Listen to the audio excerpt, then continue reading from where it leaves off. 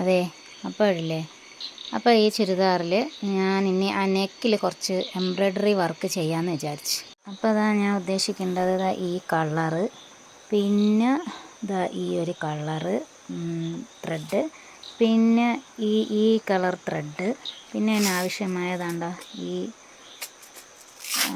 കല്ല് ബീഡ്സ്, പിന്നെ ഈ ഷുഗർ ബീഡ്സ്, ഈ ബീഡ്സ്. അപ്പോൾ ഇതൊക്കെ വെച്ചിട്ട് എന്തെങ്കിലും ഒരു ഡിസൈൻ ഞാൻ നെക്കിൽ വെക്കണമെന്ന് ഞാൻ ഉദ്ദേശിക്കുന്നുണ്ട്. പിന്നെ ഇനി വേറെ എന്തെങ്കിലും കളർ ആഡ് ചെയ്യണമെങ്കിൽ അങ്ങനെ ആഡ് ചെയ്യും.